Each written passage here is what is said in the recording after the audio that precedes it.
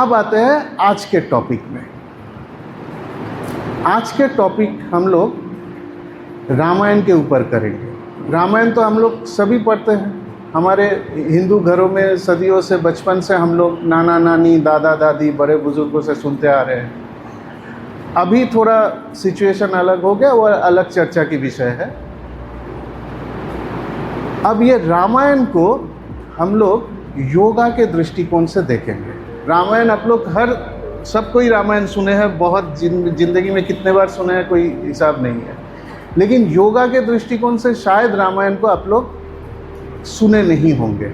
योग मतलब एक योगा अभ्यासी जिस तरह से रामायण महाभारत को देखते हैं, ठीक है। पहली बात तो है, रामायण महाभारत ये महाकाव्य है। कविता तो बहुत सारी होती है, काव्य और महाकाव्य में डिफरेंस क्या है? कभी सोचे इस बात को कि किसको महाकाव्य बोले और काव्य किसको बोले?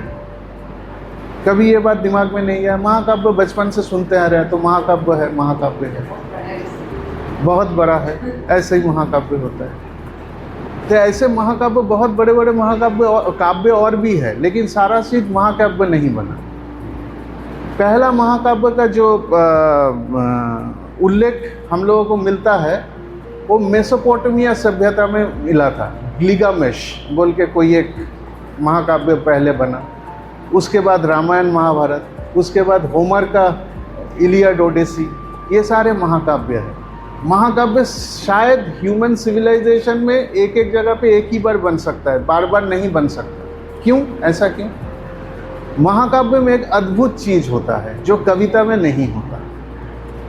महाकाव्य ना एक लाइफ साइकिल को फॉलो करता है, और समय चाहे कितना भी बदले हो, लाइफ साइकिल कभी चेंज नहीं होता। हर एक महाकाव्य में आपको ये उपादान जरूर मिलेगा। समय चाहे जितना भी बदल जाए, टेक्नोलॉजी जितना भी बदल जाए, लेकिन वो चेन ऑफ लाइफ कभी चेंज नहीं होता। जो हो चुका है, जो हो रहा है और जो होगा, ये महाकाव्य में ये तीन उपादान रहता है। और ये तीन के बाहर ये काल चक्र को फॉलो करता है, और इस काल चक्र के बाहर कभी महाकाव्य जा नहीं सकता, जाता नहीं है। इसीलिए जीवन के साथ इतने गहराई से जुड़ा रहता है। तो रामायण महाभारत यह है महाकाव्य। आज हम लोग रामायण के बारे में चर्चा करेंगे।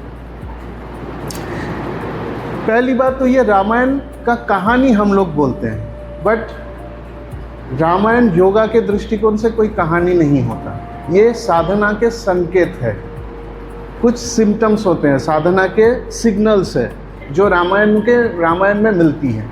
आज हम लोग उसके बारे में चर्चा करेंगे, कहाँ कहाँ पे वो सिग्नल है साधना के लिए। जैसे मैंने पहले बताया कि ये कहानी नहीं है, कहानी के पीछे की कहानी को हम लोगों को देखना है, समझना है। सामने की कहानी बच्चों की कहानी है, आम आदमी की कहानी है, जैसे हम लोग बचपन से सुनते आ रहे हैं, लेकिन पीछे की कहानी जो है वो है साधकों को संकेत। साधकों को संकेत मिलता है साधना का। पहला बात, रामायण में दो कैरेक्टर होता है, मेन कैरेक्टर। कौन कौन? श्री राम और रावण। हम लोग क्या पढ़ के आए हैं कि रावण एक पराक्रमी राजा थे, बहुत शक्तिशाली थे। लंका में उनका अपना नगरी था जो सोने का लंका था, और कोई चीज़ों का कोई कमी नहीं था, चमक धमक सारा चीज़ उनके हमेशा वहाँ पे था। यही पढ़ के आए हैं, लेकिन योगा के दृष्टिकोण से इसको दूसरे ढंग से देखते हैं। रावण और राम को योगा के दृष्टिकोण से कोई व्यक्ति विशेष के हिसाब से नहीं देखा जाता। ये सुनने में थोड़ा अद्भुत लगेगा। योगा के दृष्टिकोण से रावण और राम दोनों ही हमारे ह्यूमन साइकोलॉजी के इवैल्यूएशन जो है, उस इवैल्यूएशन का एक स्तर है।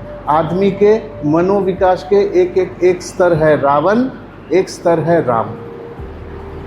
कैसे? इसको एक्सप्लेन करें थोड़ा सा, इसको गहराई में थोड़ा सा उतरे।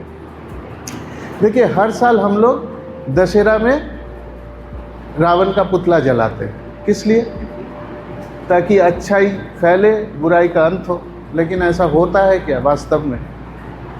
नहीं होता है। कितने सालों से ये ट्रेडिशन चल रहा है, लेकिन बुराई तो बढ़ ही रहा है डे बाय डे। अभी तो दिन ऐसा आ गया कि कोई अगर आप हमारे साथ अच्छे से पेश आए तो शक हो जाता है इतने अच्छा ही क्यों। मन के अंदर ये शक भावना तो आ ही जाता है इतने अच्छा ही क्यों, कि आदमी मतलब रूड बिहेव करेगा, बुरी तरह से बातें करेगा, ये जैसे मतलब यही अभी नॉर्मल हो गया, न्यू नॉर्मल। लेकिन ऐसा तो है नहीं, ऐसा तो होना नहीं चाहिए। तो रामायण को अगर हम यौगिक दृष्टि से देखेंगे तो शायद इसका आंसर हम लोगों को मिल जाएगा। रामायण जो है, देखिए ये एक कहानी खाली नहीं है, इस कहानी के पीछे सबसे बड़ा जो चीज़ छिपा रहता है वो है मनोविज्ञान, साइकोलॉजी। इस साइकोलॉजी को समझना बड़ा आवश्यक है। मतलब हर एक कैरेक्टर के अंदर कैरेक्टर, उसके अंदर शेड्स, कितने तरह के शेड्स, फिर जाके उस कैरेक्टर को हम लोगों को समझ में आता है। तो रामायण पढ़ने के लिए राम को समझना उतना ज़्यादा इम्पोर्टेंट नहीं है। राम तो एक रूप है, मतलब वो आप ऐसे आप अपने आप समझ जाएंगे। ऐसे कहा जाता है कि शैतान को, मतलब साधु को समझने के लिए शैतान को समझना आवश्यक है। एक बार आप शैतान को समझ जाएंगे, साधु अपने आप समझ में आ जाता है। तो रामायण के पर योगा के दृष्टिकोण से राम से ज़्यादा इम्पोर्टेंट है रावण को समझना। जैसे ही हम लोगों को रावण के समझ आ जाएगा, राम को हम लोग बहुत अच्छे से समझ पाएंगे। ठीक है, तो आज हम लोग यहाँ पे एम्फेसिस करेंगे रावण के कैरेक्टर को, रावण को हम लोग समझेंगे। पहली बात तो ये है, जैसे मैंने कहा कि रावण जो है ये हमारे साइकोलॉजी, मतलब मनोविज्ञान के, मनोविकास के एक स्तर है रावण। अब ये मनोविकास आया कहाँ से, किस तरह से हम लोग इसको एनालाइज करेंगे। देखिए हमारे योगा के दृष्टि से हमारे 7 चक्र होती है शरीर के अंदर, 7 चक्र होती है। तो ये 7 चक्र में हम लोग पहले गुरु पूर्णिमा के अनुष्ठान में 3 चक्र का चर्चा किए, 2 चक्र का चर्चा किए थे। अगर किसी का इंटरेस्ट हो तो वो देख सकते हैं, YouTube में है। पहला 2 चक्र क्या है? पहला है मूलाधार, दूसरा है स्वाधिष्ठान, है ना। अब तीसरी चक्र के बारे में हम लोग चर्चा करेंगे, नाभि के नीचे। तीसरा चक्र है मणिपुर, जो बिल्कुल नाभि के पीछे है। और इस मणिपुर चक्र का पूर्ण विकास है रावण। पहले मणिपुर चक्र को समझना आवश्यक है। मणिपुर चक्र हमें कैसे प्रभावित करते हैं, क्या उसका गुण है, क्या चीज़ देते हैं। ठीक है, तो ये क्या चीज़ देते हैं, इसके पहले हम लोगों को ये समझना आवश्यक है। मणिपुर चक्र जो है, पहले तो ये 3 चक्र के बारे में हल्का सा बता देते हैं। ऐसा है कि ये जो नीचे के 2 चक्र, 3 चक्रों में जो शुरू के चक्र है मूलाधार, स्वाधिष्ठान, ये तीनों चक्र, मणिपुर, ये तीनों ही चक्र क्रिएशन के चक्र है, सृष्टि करता है। इस चक्र से सृष्टि होती है। ह्यूमन के जो अंदर जो सृष्टि की इच्छा होती है, तो वो सृष्टि के तल है ये तीनों चक्र। 3 चक्र का सृष्टि का रूप अलग अलग होता है। मणिपुर चक्र में आके इसके पूर्ण विकास मिलती है, पूर्ण विकास होता है सृष्टि का। मणिपुर चक्र आपकी इच्छा शक्ति के पूरे द्वार को खोल देता है। जो आप चाहे कर सकते हैं, जो चाहे वही क्रिएट कर सकते हैं। और देखिए रावण के कैरेक्टर को, वो क्या किया था। श्रीलंका जो, अभी श्रीलंका जो है वहीं पे ही तो लंका था, एक आइलैंड में वैसे बड़ा सारा एक वैसा नगरी बनाया जो सोने का, पूरे अपनी इच्छा शक्ति से, पराक्रम से। और इच्छा शक्ति के द्वार खोलने के साथ साथ क्या होता है, उनके अंदर लोगों के ऊपर राज करने का क्षमता आ जाता है, लोगों को प्रभावित कर सकता है। ठीक है, लोगों को प्रभावित कर सकता है, उनके अंदर पराक्रम आ जाता है, अमित शक्तिशाली बन जाते हैं। तो ये सारे मणिपुर चक्र का गुण है। और रावण के कैरेक्टर को आप देखेंगे, ये सारे गुणों का समाहार उनमें है ना। अब और अच्छे से देखें, हम लोग धीरे धीरे रावण के कैरेक्टर में प्रवेश कर रहे हैं, इसलिए किस लिए क्यों कर रहे हैं वो बाद में समझ में आएगा। देखिए, दो तरह के साधना होता है, मतलब दो उद्देश्य के लिए साधना किया जाता है। एक है टू गेन पावर, शक्ति पाने के लिए, और है टू गेन पीस, शांति पाने के लिए। शक्ति वाले जो होते हैं, मतलब शक्तिपात में जो जाते हैं, उनका मेन ऑब्जेक्टिव यही होता है कि हमको मटेरियल चीज़ें पाना है, खुद के लिए सेल्फ डिज़ायर जो है उसके लिए चीज़ों को हासिल करना है। हमको बड़े आदमी बनना है, हमको बहुत रिच आदमी बनना है, लोगों के ऊपर राज करना है, ये सारी चीज़ उनके अंदर रहता है। और रावण भी वैसे ही मोटिवेटेड था, वैसा ही हुआ। और एक है पीस सीकर। पीस सीकर जो होते हैं, उनसे क्या होता है, शांति के मार्ग जिनको मिल जाती है, जिनको शांति मिलता है, शांति से वो क्या करते हैं, लोक कल्याण करते हैं, जन कल्याण करते हैं, लोकहित करते हैं। पीस गिवर जो शक्ति वाले होते हैं, उनसे भले ही लोकहित होगा नहीं होता है, क्योंकि सेल्फ डिज़ायर में लोकहित का उतना जगह नहीं रह बचता। अगर कुछ होता है तो अपने उद्देश्य के लिए जो छोटा मोटा काम होता है वो कर लेते हैं वो, बट मेन उनका उद्देश्य वैसा नहीं होती है। क्लियर? रावण के कैरेक्टर को आप देखिए, यही उसमें था।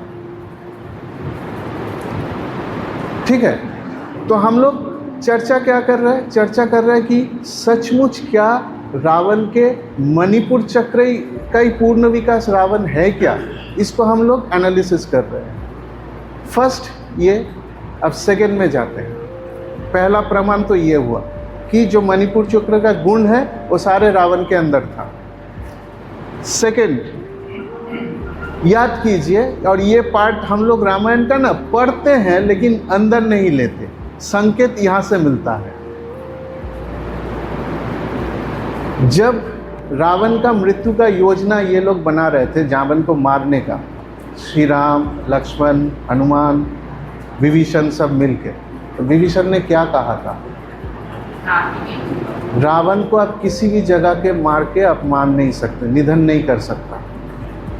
वन एंड ओनली प्लेस इस नाभि। तो नाभि के पीछे, जैसे मैंने बताया कि मणिपुर चक्र नाभि में रहता है। दूसरा प्रमाण क्लियर। तीसरा प्रमाण, रावण को मारने के लिए राम कौन से शस्त्र का यूज किए थे, ब्रह्मास्त्र। देखिए, इस संदर्भ में एक बात बोलना जरूरी है। हमारे उस जमाने में, उस जमाने का इतिहास तो देखिए खो गया, हम लोगों से छिन गया, मतलब वो कई कारणों से वो इतिहास और मिलती नहीं है। लेकिन अगर उस जमाने का रामायण, महाभारत इत्यादि ये सब बुक्स पढ़ेंगे तो उस समय दो चीज हुआ करता था वेपनरीज में। एक होता है अस्त्र, एक होता है शस्त्र। अस्त्र और शस्त्र में डिफरेंस क्या है?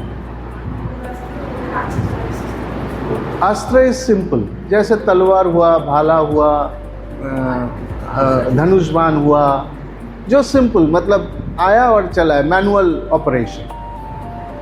शस्त्र जो है उसके साथ मंत्र जुड़ा जाता है। अब ये वाला जो सिस्टम था कहीं हो गया, बट अगर हम लोग अभी के वॉरफेयर के ऊपर ध्यान देंगे तो शस्त्र का यूज शायद समझ पाएंगे। देखिए, पहला रॉकेट कहाँ पे आविष्कार हुआ था आपको पता है? रॉकेट आविष्कार हुआ था चाइना में, मिंग डायनेस्टी के समय। मिंग साम्राज्य जब था उस समय रॉकेट पहले आविष्कार हुआ था, और एकदम पटाखे के जैसा, अभी जैसे हम लोग दिवाली के समय रॉकेट फोड़ते हैं वैसे पटाखे के जैसा रॉकेट हुआ करता था। लेकिन उस जमाने वो बड़ा नया था, तो क्या करते थे, रॉकेट छोड़ के लोगों को डरा देते थे, क्योंकि नया एक वेपन था। और मिंग डायनेस्टी बहुत सारे युद्ध ऐसे ही जीत गए खाली रॉकेट की यूज से, और वो मतलब अभी के हिसाब से वो कोई रॉकेट है ही नहीं। तो वो था अस्त्र, छोड़ दिया, कहीं पर जाके गिरा, नहीं गिरा, उसके ऊपर आपका हमारा कोई कंट्रोल, मतलब जो छोड़ रहा है उसका कोई कंट्रोल नहीं है। एक बार आग लगाने के बाद वो अपने हिसाब से गिरेगा। बट अभी के मिसाइल सिस्टम को देखिए, कितना प्रिसिशन हो गया उसका अटैक, जहाँ पे गिराना चाहता है वहीं पे जाके गिरता है। तो क्या करता है, कोडिंग कर देता है, जैसे ही कोडिंग करता है वहाँ पे जाके गिरता है। तो समझ लियो कोडिंग जस्ट लाइक ए मंत्र। पुराने ज़माने में वो मंत्र जो था अभी के कोडिंग हो गया, ठीक है, और जाके एकदम प्रिसाइसली उसी पॉइंट पे हिट करता था। अब क्वेश्चन आएगा ब्रह्मास्त्र के बहुत सारे शस्त्र था, पाशुपत अस्त्र था, नागास्त्र था, विष्णुस्त्र था, बहुत सारे था। ब्रह्मास्त्र की यूज किया गया।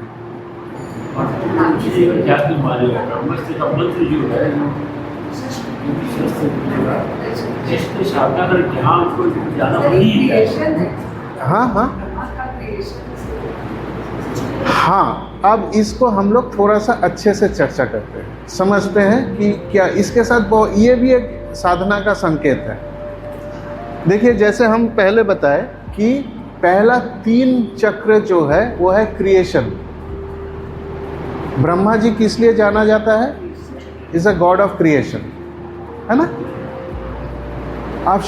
आपको सृष्टि के चक्र को भेदना है, तो यूज क्या करना है, जो सृष्टि के देवता है उसी के शस्त्र को तो यूज करना है।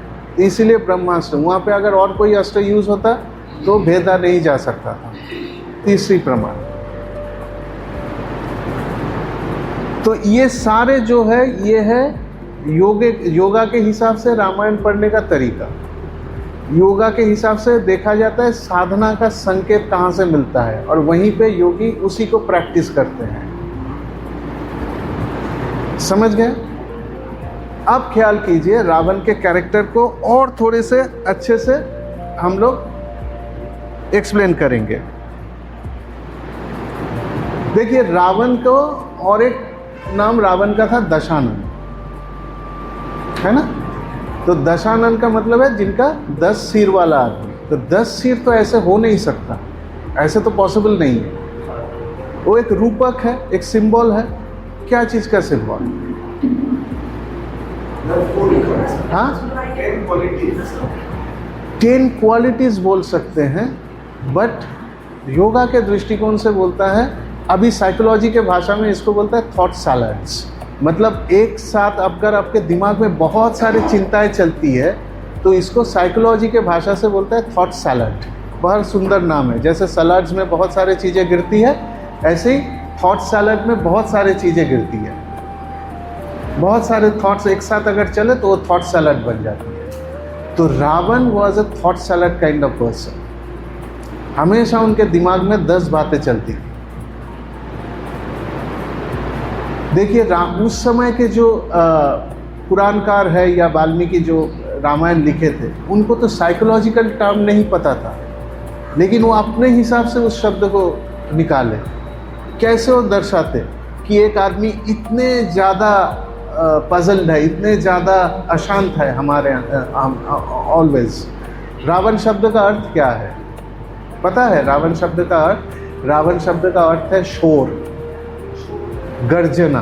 अंदर में जो हमेशा गर्जन चलता है, उसके नाम से ही पता चलता है कि वो कितने अशांत थे। देखिए, रावण तो था सारे वेद क्या ज्ञाता, ये सभी को पता है। विद्वान तो थे, बहुत विद्वान थे। मणिपुर चक्र जो है उनको लोगों के ऊपर प्रभाव करने का क्षमता तो दे दिया था, लेकिन संतुलन खो गया था उनका। ठीक है, वो लोगों को प्रभावित तो कर सकता था, लेकिन एट द सेम टाइम उनके अंदर से संवेदनशीलता खो गया था। हाँ, होता क्या है, जब ऐसे अमित शक्ति आपके अंदर आ जाती है, जब इच्छा शक्ति के द्वार खुल जाता है तो ऑटोमेटिकली संतुलन हो ही जाता है एक समय के बाद, क्योंकि आप अहंकारी बन जाते हैं, जो चाहे वही आपको मिल रहा है। तो धीरे धीरे एक समय के बाद अहंकार आपको आ ही जाएगा आपके अंदर।